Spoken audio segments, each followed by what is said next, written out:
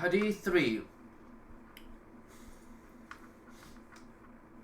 said, Allah's Messenger said, Islam is built upon 5 pillars to testify that there is no God worthy of worship except Allah, and that Muhammad is Allah's messenger, establish the prayers, give the zakah, perform the pilgrimage, and fast in Ramadan.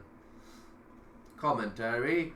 This hadith is similar to the preceding hadith. The hadith concerning the explanation of the pillars of Islam, except that this hadith contains an increment, and that is his saying, Islam is built upon 5 pillars. In the hadith of Umar, it is said, O Muhammad, tell me about Islam, and he replied, Islam is to testify that there is no God worthy of worship except Allah, to the end of the hadith.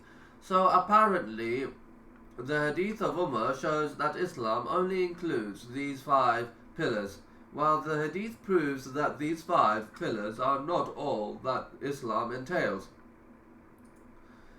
Islam is only built upon them, thus they are its foundations and pillars. Otherwise, Islam entails a lot of things. In fact, all good deeds are from Islam. The obligatory matters, the supererogatory matters, and every act of obedience and abstinence from sins, all these are contained in Islam. As such, he said, the Muslim is one from whose tongue and hands the Muslims are safe.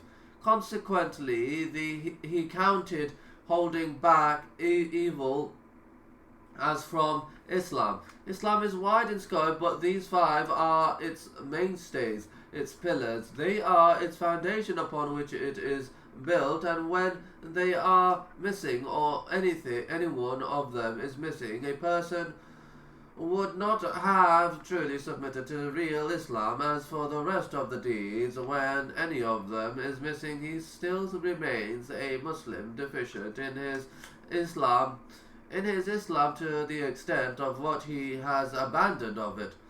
His saying to testify that there is no God worthy of worship except Allah, it means the belief and certainty and utterance with the tongue that none has the right to be worshipped except Allah. Glorious is He and exalted, and that the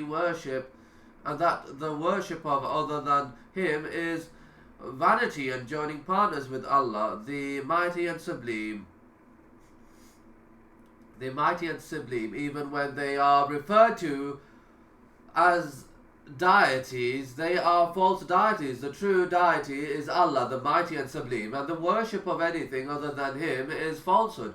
Allah the Most High said, that is because Allah, He is the truth, the only true God of all that exists, who has no partners or rivals with Him, and what the polytheists invoke besides Him, it is falsehood. And verily Allah, He is the Most High, the Most Great. Hence there must be belief with the heart, utterance with the tongue, and acting with the limbs for Allah, the mighty and sublime. Allah deserves worship, none deserves it except Him. It does not suffice that one believes that worship is for Allah alone. One must believe also that the worship of other than Him is falsehood. This is the meaning of La ilaha illallah. For La ilaha illallah is negation, and illallah is affirmation. So the negation is denial and nullification of the worship of other than Allah, and the affirmation is the assertion of worship for Allah, the mighty and sublime. Consequently, the negation neither suffices without the affirmation, nor the affirmation without the negation. Both of them must occur together. As such, the one who worships Allah and does not worship any other alone with Him, but who does not affirm the falsehood of idol worship and false deities, and says people are free to take to their creeds. Each individual should have his beliefs, and he does not believe that is falsehood.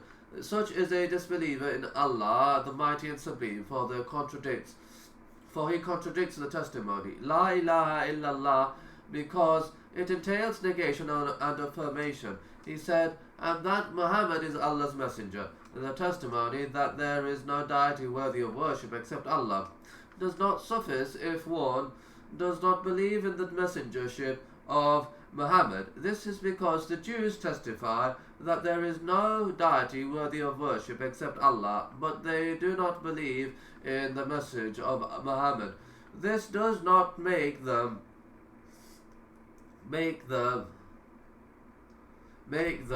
Muslims. So whoever testifies that there is no deity worthy of worship, it does not benefit him until he believes in the message of Muhammad, obeys him in what he orders and abstains from what he prohibits and warns against, and worships Allah, the Mighty and Sublime, according to the legal code of the Messenger, not giving worship to Allah according to his own desires, innovations, and newly invented affairs. So one must give the two statements of testimony by either uttering them together or saying the La ilaha illallah while believing that Muhammadan Rasulullah, such that it is implied in it. But when he says, I testify that there is no deity worthy of worship except Allah, but I do not testify that Muhammad is Allah's messenger, then it will be said, you are a disbeliever in Allah, the Mighty and Sublime, and you have invalidated your testimony that there is no deity worthy of worship except Allah.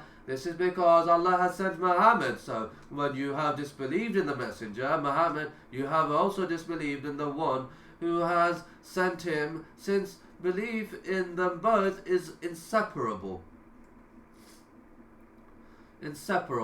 He said, to establish the prayers, he has not said, and to perform the prayers, because the performance of the prayers is not the intended. Rather, what is actually intended is that it should be observed rightly with its basic elements, obligations and conditions, alongside making it sincere for Allah, the Mighty and Sublime.